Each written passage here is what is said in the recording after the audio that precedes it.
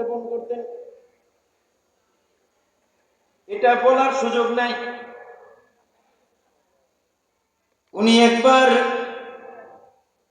মরুভূমিতে কোথাও একটা যাইতেছেন, মরুভূমি দিয়া, চারিদিকে মরুভূমির হাওর, নিজের পেটেও ক্ষুধা, সাথে কোনো খাবারও নাই। হঠাৎ করে দেখে এক রাখালওয়ালায়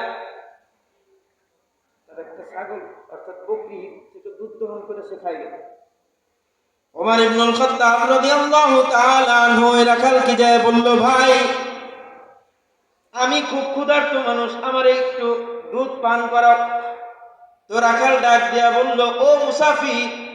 তখন যে তিনি খলিফাতুল মুসলিমিন এটা রাখাল জানে না।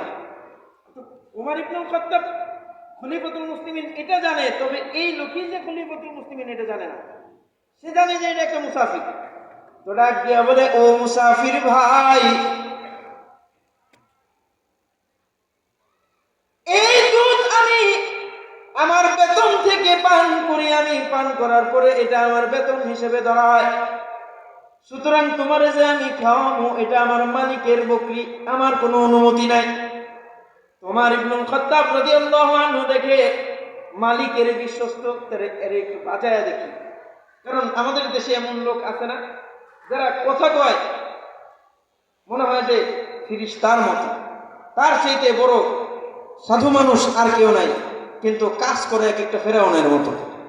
কথা কয় না, কথা বলে সুধীর মতো, কথা বলে পীর সাহেবের মতো, কথা বলে মনে হয় যে কত বড় বুজুর্গ, কিন্তু কাজ করে এক একটা ফেরাউনের মতো।